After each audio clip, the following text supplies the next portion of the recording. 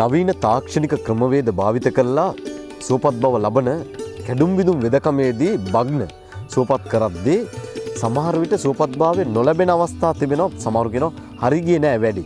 ඒ නිසා වෙද මහත්තයා හමු වෙන්න ඕනේ කියලා කල්පනා කරන අය ප්ලේට් දැම්මත් වෙද මහත්තයා හමු වෙන අවස්ථා තිබෙනවා. එහෙම වෙන්න මොනවද දැන් රෝග ලක්ෂණ හැටියට හඳුනාගන්නදී රිදෙනවා ඉදිමෙනවා තම මොනවද? ඔව් ඇත්තටම නලින් දැන් අපිට සමහරලාට කරන්න බැරි අවස්ථාවකදී අපි ඒ කියන්නේ දැන් අර කලින් කිව්වා වගේ සංකීර්ණ අවස්ථාවකදී රෝගී සමහරලාට ඒ කියන්නේ බටහිර වෙදකම් වලට ගිහිල්ලා අභ්‍යන්තර ඒ කියන්නේ ඒ ශල්‍ය වෛද්‍යවරුන් අභ්‍යන්තර සවිකිරීම කරපු අවස්ථා තියෙනවා.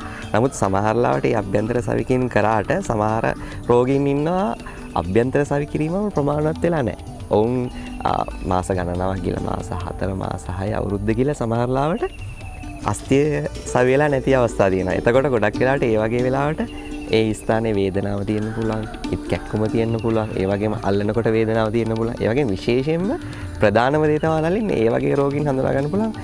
දැන් උදාහරණයක් විදිහට ගත්තොත් දැන් මේ වගේ තැනකින් කැඩුනොත් එහෙම මෙතනින් එහා සාමාන්‍යයෙන් අස්තිය සවි වෙනකන් අතේ ක්‍රියාකාරීත්වය අඩුයි. එතකොට දැන් සවි වෙලා නැහැ කියන්නේ මේ ක්‍රියාකාරීත්වය බෑ. එයාට දැන් අපි මොකක් හරි ප්‍රතිකාරයකින් බලාපොරොත්තු වෙන්නේ යථාර්ථයටපත් වෙන්නේ. ඔහුගේ ක්‍රියා ඒ කියන්නේ එයාගේ ක්‍රියාව සිද්ධ කරගන්න බැරි මට්ටමකටපත් වෙනවා. ඒකෙන් තමයි අපි අඳුරගන්නේ.